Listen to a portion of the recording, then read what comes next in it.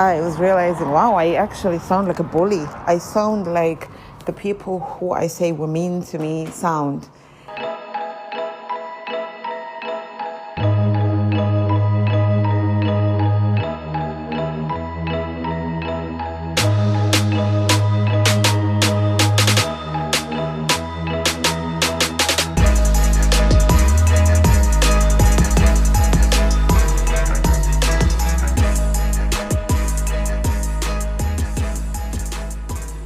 Had a dream about you, baby.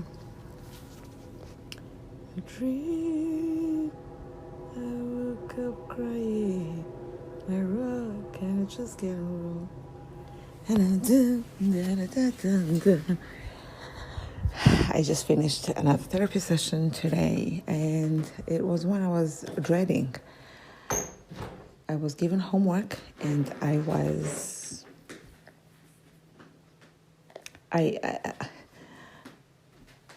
kept postponing, right? So today being, the time right now is 20 after noon, and it's the 25th of March, 2024, a Monday, and I was at home during the weekend, spent a lot of it resting and planning my birthday trip. I was feeling fine. I've been feeling fine for a while now. And so this homework, I was like, I just don't feel like dealing with therapy. I feel like I just got out of therapy now. I'm like planning my next thing again. I can't. Can I just get a break? Blah, blah, blah. And which, I probably self-sabotage. But also I was tired. I was just trying to pace myself. And I finally printed out the pages from the email that she sent me yesterday, and I then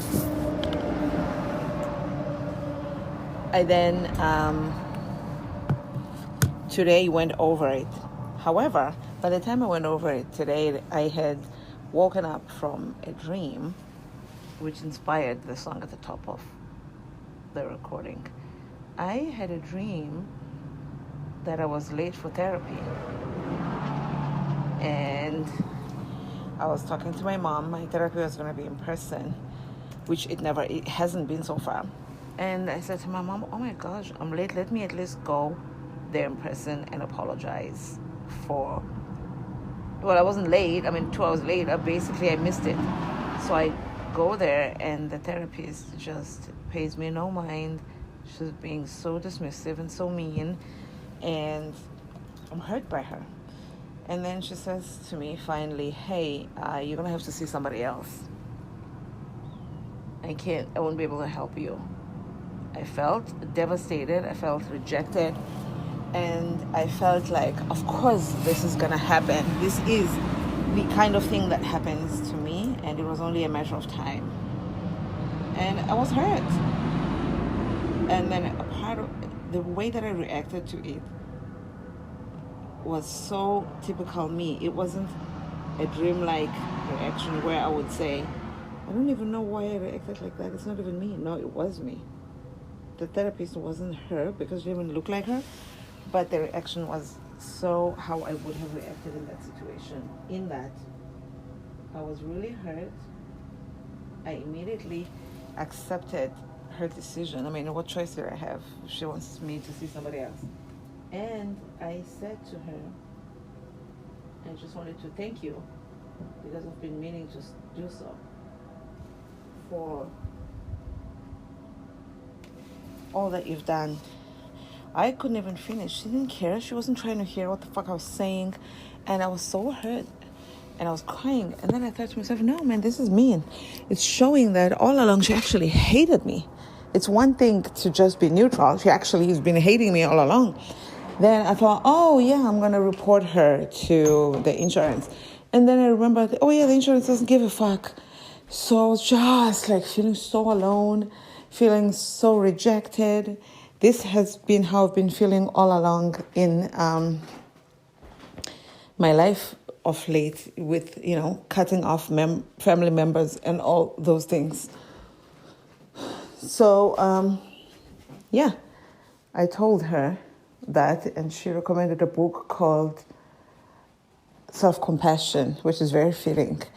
The real lesson out of all of this is that she made me do an exercise right in front of her and said, let's say this were somebody else, a good friend of yours, how would you have handled this situation? How would you have comforted her if she were in your shoes? Because I was very impatient with myself, telling her, like, I'm just so tired of feeling, bummed out, being triggered, feeling weak, like, somebody needs a hug again, that kind of, like, I'm over all of that.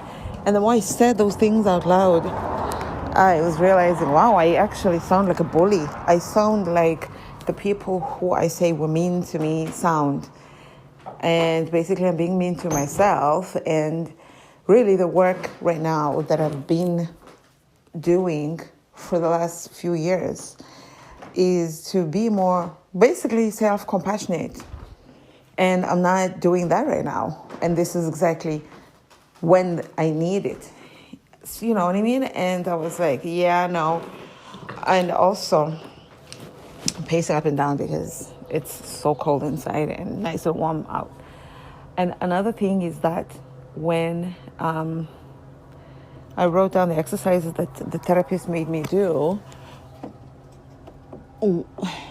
one of which, just like, how would I talk to my friend? What would I say to them? What would my body language be? And all those things. I was like, I found myself saying I would have treated my friend more like a human being, like who deserves grace and all those things. And I also said I wouldn't have been dismissive as I was. I knew that I needed something in how I was reacting to this dream this morning. I was having heart palpitations and all those things. And I needed all of that. And I was like, all right, here you go. And then as soon as that, I was like, all right, now let's move on. I wasn't even patient with myself. But when I used the word that I was dismissive to myself, I was like, whoa, that's literally the word I always say about my family members when they deal with me, which is why a lot of them have been and some are in the process of being cut out because of that, because I don't want to feel that anymore. And yet here I am in my safe space, in my own home, treating myself. I'm letting the enemy in.